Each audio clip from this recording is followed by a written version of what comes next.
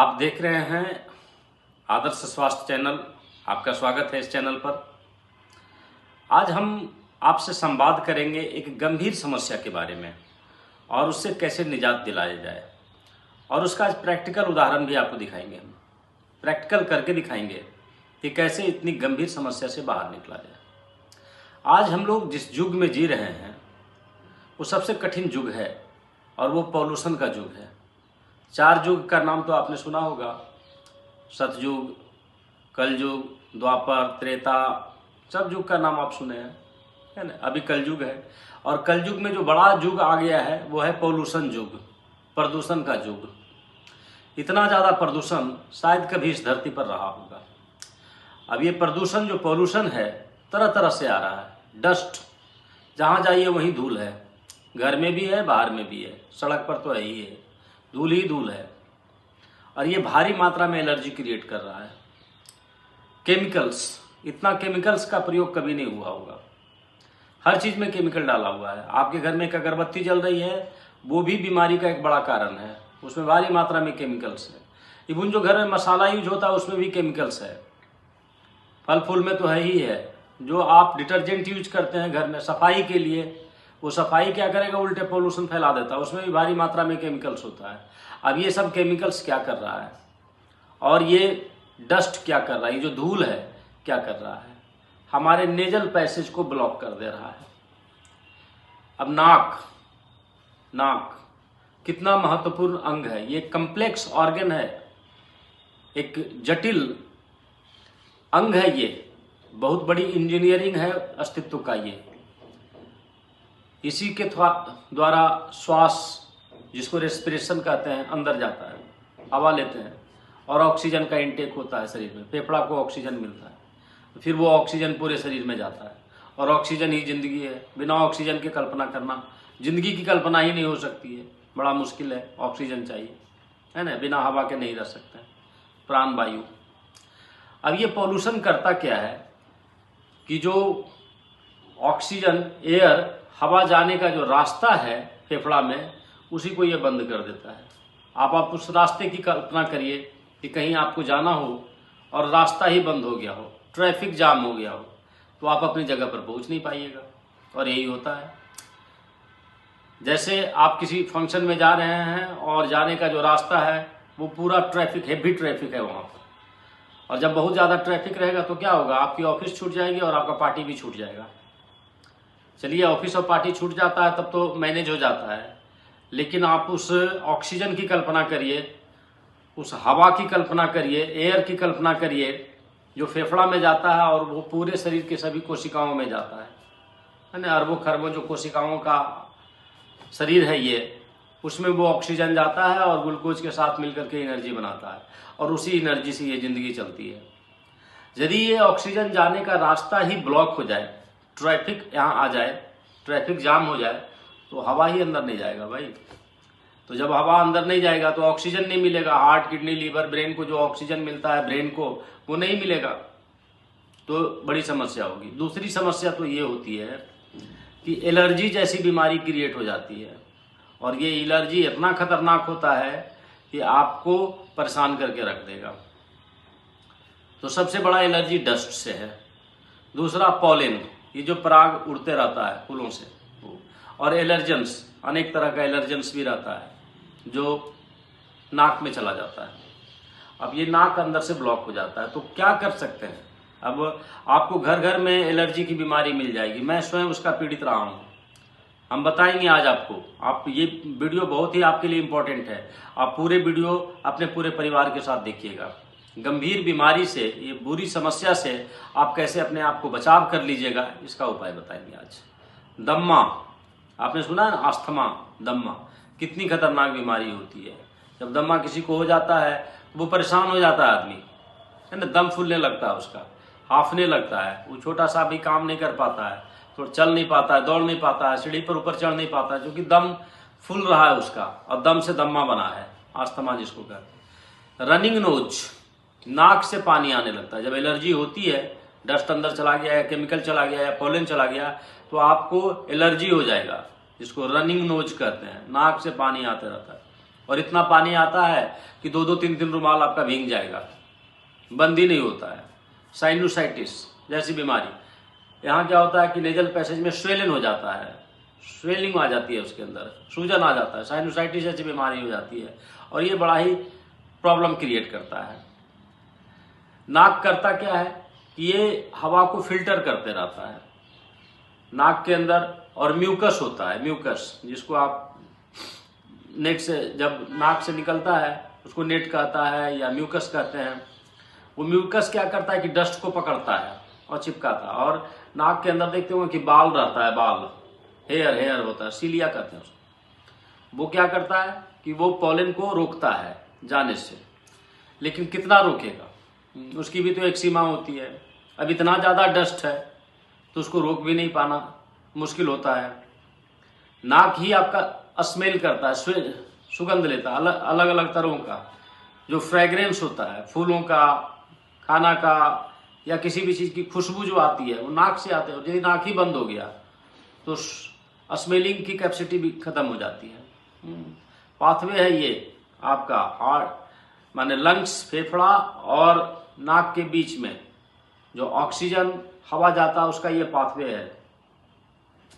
इसी के बीच में एक साइनस रहता है, साइनस जो ठीक आँख के नीचे होता है और दोनों साइड साइनस रहता है, ये खुला हुआ जगह होता है।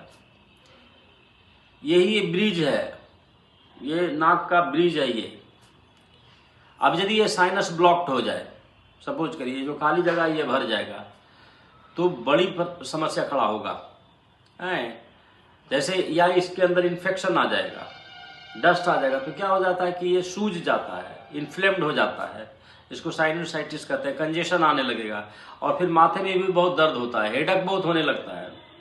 फेशियल प्रेशर, एक दबाव जैसा आपको लगेगा कि मन भारी भारी लग रहा है, बड़ी समस्या है ये। तो ये जो पॉल्यूशन है इससे कैसे आप बचिएगा, क्या उपाय है आपके पास?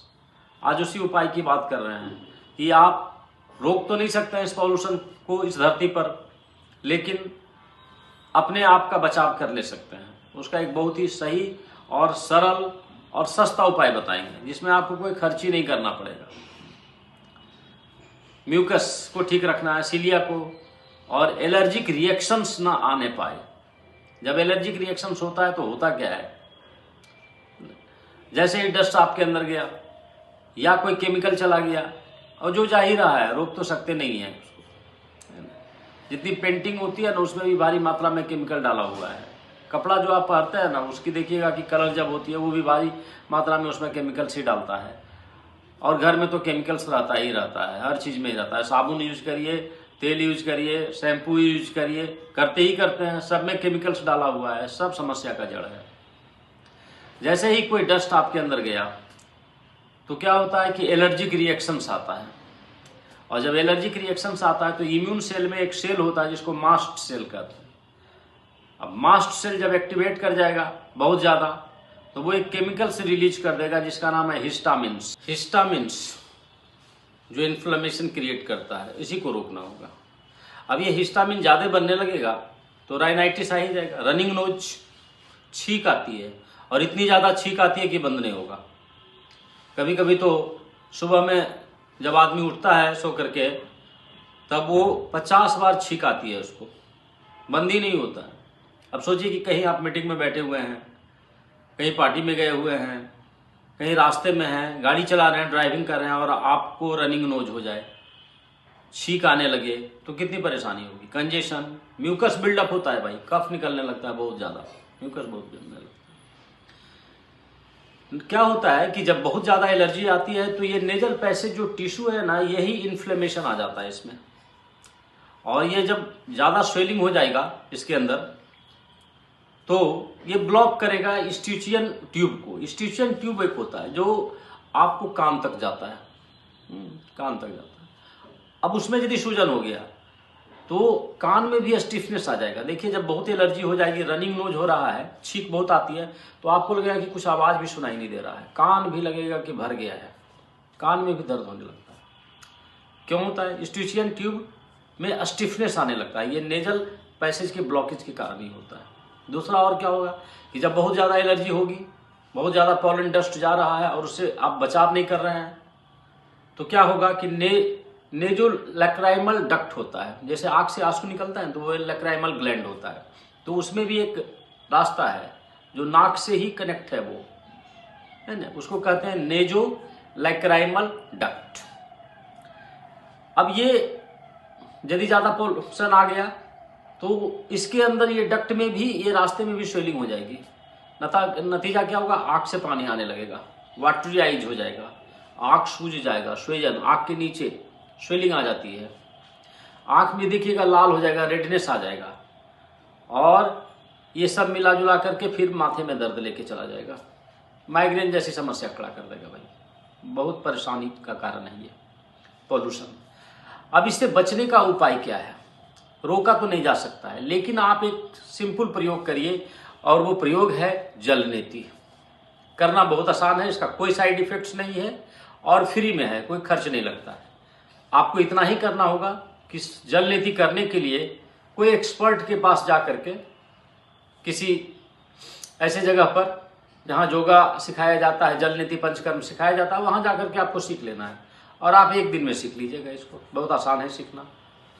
शुरू में किसी से सीख करके ही करना चाहिए। इससे क्या फ़ायदा होगा? जल नीति यदि आप करने लगिएगा तो एलर्जिक राइनाइटिस खत्म होगा।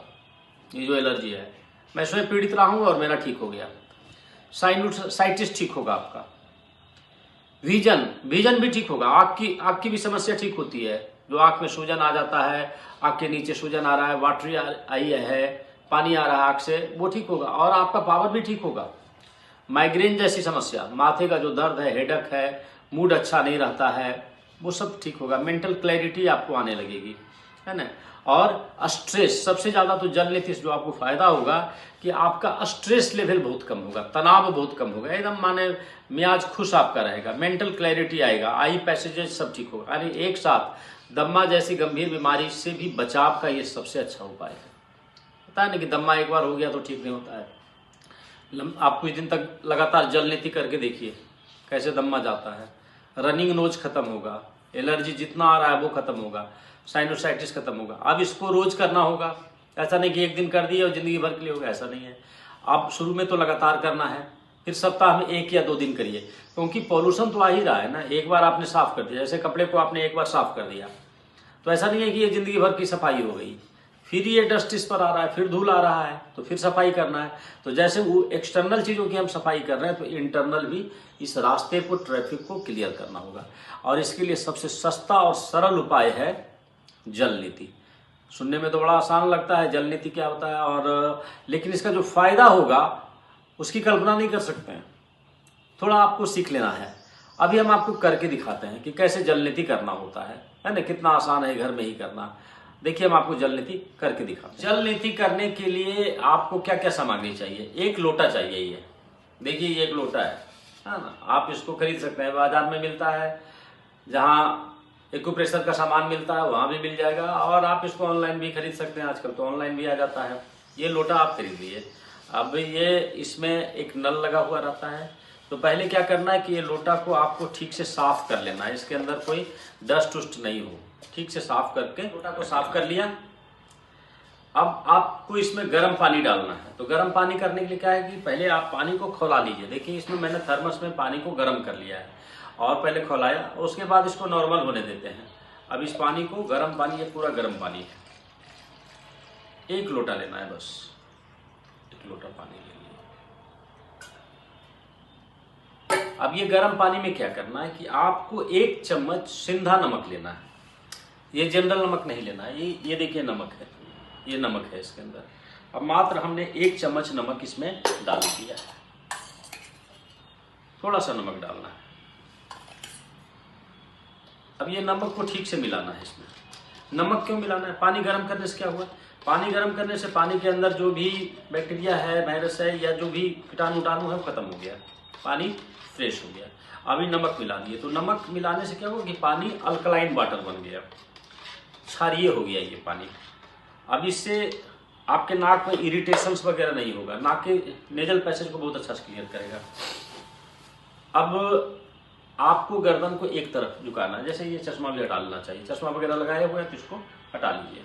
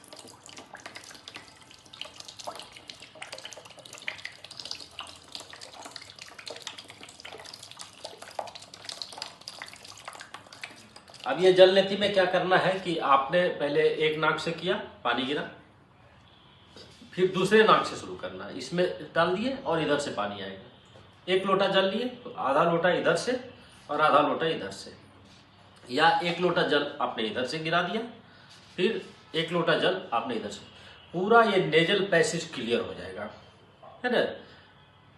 कोई इसका साइड इफेक्ट्स नहीं होगा। अब दूसरा काम करना है कि जब आप नाक से पानी डाल रहे हैं तो कुछ ना कुछ पानी का ड्रॉप्स अंदर रह जाएगा, उससे आपको छींक बहुत ज़्यादा आएगी। बहुत ज़्यादा अचानक लगेगा कि बहुत ज़्यादा मुझे सर्दी हो गई। तो कोई दिक्कत उससे भी नहीं होता है, छींक आने दीजिए, छींक से कोई दिक्कत नहीं है, लेकिन पूरा पानी को निकालना है। तो कम से कम 100 बार आपको कपालभाति करना है, पूरा पानी को निकालना है। और आपको एक रुमाल भी रखना है, जैसे आपने शुरू किया। अब ये हमने जल नीति कर दिया, अब हम कपालभाति करेंगे।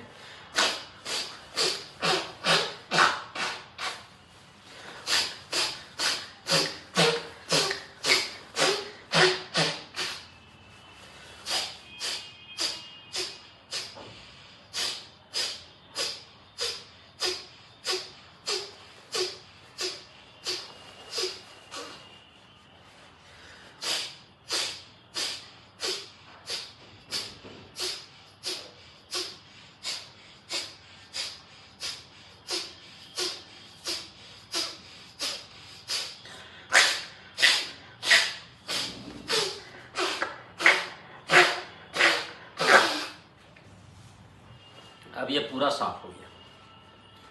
क्या फायदा हुआ इससे? जितना भी डस्ट था, जितना पॉलन गया, जितना भी एलर्जेंस मेरे अंदर गया, सब निकल गया और पूरा क्लियर हो गया। अब ये मेरा पूरा नेजल पैसेज क्लियर है, अब पूरा ट्रैफिक क्लियर है। अब आप उस रोड की कल्पना करिए जहां आप कहीं जा रहे हैं और कोई ट्रैफिक नहीं है, तो आपकी गाड़ी की स्पीड कितनी अच्छी होगी, और कितना जल्दी आप पहुंचिएगा, कितना बढ़िया प्लेजेंट फील करिएगा। देखिए ये देखने में तो बड़ा सस्ता और सरल है, आसान लगता है, आसान है भी। सबसे अच्छी बात क्या है कि इसमें कोई खर्च नहीं है, कोई साइड इफेक्ट नहीं है, कुछ भी नहीं होगा। पानी ही तो गया है और क्या है इसमें, नमक और पानी है बस। ये सफाई किया है, सफाई करने में क्या साइड इफेक्ट होगा? कोई साइड इफेक्ट नहीं होगा। लेकिन शुरुआती दौर में क्या होता है कि जब आप नाक से पानी गर्म डाल रहे हैं तो थोड़ा सा इरिटेशन, कुछ अनप्लीजेंट जैसा महसूस होता है या इधर उधर हो जाता है। तो शुरुआती दौर में क्या करना चाहिए कि जल नीति कहीं जाकर के सीख लेना है। 2-3 दिन आप करिए किसी एक्सपर्ट के साथ, कोई जोगी है या कोई योगा करवा रहा है तो वो कराता ही कराता है, वो आपको सिखा देगा। आप सीख लीजिए उसको जाकर के। और चूंकि भाई आपकी जिंदगी है और नाक ही सब कुछ है, फेफड़ा ही सब कुछ है, ऑक्सीजन ही सब कुछ है, तो थोड़ा तो समय निकालना पड़ेगा सीखने के लिए। जाके सीख लिए और उसके बाद आप इसको घर में करिए, रोज कर सकते हैं इसको, नहीं तो सप्ताह में 1-2 दिन भी कर लीजिए। बड़ी से बड़ी बीमारी से आपको राहत होगा और तुरंत का तुरंत फायदा होगा। एलर्जी जाता ही है, मुझे बहुत एलर्जी थी, जरा सा डस्ट कहीं से आ गया छींक बंद ही नहीं होता था, नाक से पानी इतना आता था कि मेरा 3-3 4-4 रुमाल, बड़ा बड़ा तौलिया भीग जाता था भाई। साइनोसाइटिस जाएगा आपका और आंख भी आपका ठीक होगा, विजन भी क्लियर होगा, रोशनी भी आपका, है ना। माइग्रेन उग्रेन तो खत्म हो जाएगा और माथे का दर्द तो कभी आएगा नहीं। अस्थमा जैसी बीमारी आपकी जाएगी। मूड आपका बहुत अच्छा रहेगा, पूरा मेंटल क्लैरिटी जिसको कहते हैं कि एकदम क्लियर कट, शांत है, स्ट्रेसलेस। टेंशन का ही सबसे बढ़िया दवाई है। आजकल जो सुनते हैं ना कि हर बात में टेंशन हो गया है, स्ट्रेस आ रहा है, एंजाइटी हो रहा है, सबसे बचाव दे देगा आपको। और इसके साथ साथ आप उसके बाद एक काम और आप करिएगा कि यदि एलर्जी यदि है या नहीं है, डस्ट तो आ ही रहा है, किसी को हो गया, किसी को होने वाला है, होगा तो सबको। रात में आप नाक में 2 बूंद गाय का घी जरूर डालिए गर्म करके, या गाय का, जैसे देखिए ये मैं रखता हूँ गाय का घी, ये घी है इसमें। अब ये जम जाता है, घी इसमें है तो जम जाता है, तो हम क्या करते हैं कि गर्म पानी ले लेते हैं। इसमें देखिए गर्म पानी करके रखा है। अब ये गर्म पानी में शीशी डाल दिए तो ये पिघल गया है। अब आपको रात में, दिन में नहीं करने की जरूरत है, रात में जब आप सोते हैं तो मात्र 2 बूंद आप गाय का घी आप अपने नाक पर डाल दीजिए ऐसे सोने के समय में। अभी नहीं करने की जरूरत है, जिस समय जल लेती घी है उस समय करने की जरूरत नहीं है, ये तो हम आपको जस्ट करके दिखा रहे हैं, केवल रात में करिए। देखिए ये गाय का घी है। अब ये कितना बढ़िया गाय का घी का आपको अब फ्रेग्रेंस ही अच्छा मिलने लगेगा। देखिए ये गाय का घी हमने लगाया, हाँ, लगता है गाय की घी का खुशबू आ रहा है। ऐसे तो नाक ब्लॉक हो जाता है तो पता ही नहीं चलता है कि किस चीज़ का सुगंध है। और यदि गाय का घी अवेलेबल नहीं हो तो आप आलमंड नट्स ऑयल लीजिए, बादाम का तेल वो ले लीजिए। बादाम का तेल रात में सोने के समय नाक में डाल दीजिए। यदि बादाम का तेल उपलब्ध नहीं हो तो सरसों तेल भी आप डाल सकते हैं, सरसों का तेल भी डाल दीजिए, लेकिन नाक में मॉइस्चराइजिंग क्रिएट करें। सबसे बड़ी एक समस्या क्या होती है, खर्राटा। बहुत लोगों को सोते ही देखिएगा खर्राटा आ रहा है। घर में सोया एक कमरे में तो तीसरे कमरे वाले को भी पता है। कभी कभी तो एक ऐसा आदमी होता है जिसको इतना खर्राटा आता है कि दूसरे को सोने ही नहीं देता है। ट्रेन में कभी कभी मुश्किल होती है, एक आदमी सोया हुआ है तो पूरा डब्बा नहीं सो पाएगा क्योंकि इतना ज़्यादा खर्राटा लेता है। और खर्राटा का कारण क्या है, ये जो रास्ता है ट्रैफिक पूरा बंद है, तो ट्रैफिक बंद है तो जोर जोर से नहीं लेगा आवाज़ भाई, है ना। जब देखते हैं कि जब ट्रैफिक रहती है तो गाड़ी में हॉर्न भी बहुत तेज़ी से बजता है, और जब गाड़ी पूरा रोड क्लियर है तो कोई हॉर्न बजाने की जरूरत ही नहीं है, ये हॉर्न ही है खर्राटा, नहीं। तो खर्राटा सब लोगों को आ रहा है। यदि आ रहा है तो नाक में तेल डालिए, गाय का घी सबसे उत्तम है, नहीं तो बादाम का तेल डालिए, नहीं तो सरसों का तेल डालिए, मॉइस्चराइज तो करिए ही, और जल लेती करिए। इसके साथ साथ ये तो बाहरी हो गया, लेकिन अंदर जो घुस गया है उसको आप क्या करिएगा, जो शरीर के अंदर चला गया है उसको कैसे निकालिएगा। उसको निकालने के लिए क्या करना होगा, अभी तो रास्ता को क्लियर करेगा जल लेती। उसको निकालने के लिए अपने डाइट में विटामिन सी जरूर लीजिए, है ना। विटामिन सी जो भोजन के थ्रू आता है, जितने रस वाले फल होते हैं जैसे संतरा हो गया, जिसमें यही विटामिन सी होता है, अनार में बहुत विटामिन सी है, उसको आप अपने भोजन का पार्ट बना लीजिए। लेकिन उससे भी पूरा नहीं होता है जितनी विटामिन सी की जरूरत है, तो विटामिन सी आप किसी नेचुरल कंपनी की ले लीजिए, जैसे न्यूट्रीलाइट नेचुरल कंपनी है, उसका विटामिन सी ले लीजिए। ट्रिपल प्रोटेक्ट के नाम से आता है, और एक टेबलेट आप खा लीजिए, या किसी अच्छी कंपनी का, लेकिन ऑर्गेनिक हो, नेचुरल हो, वो केमिकल से बना हुआ विटामिन सी नहीं चाहिए, बिल्कुल प्लांट सोर्स से बना हुआ विटामिन सी चाहिए। टमाटर भी अच्छा स्रोत है, दही अच्छा स्रोत है विटामिन सी का, और अनार तो है ही है, संतरा तो है ही है, जितने रस वाले फल होते हैं उस समय विटामिन सी बहुत होता है। चेरी ले सकते हैं आप, विटामिन सी खाते रहिए, जल लेती करते रहिए, और इस वीडियो को आप अपने सभी लोगों को भेजिए, क्योंकि एक स्वस्थ समाज बनाना हमारी और आपकी दोनों की जिम्मेवारी है ना। हम लोग एक स्वस्थ समाज का निर्माण करेंगे। So thank you very much.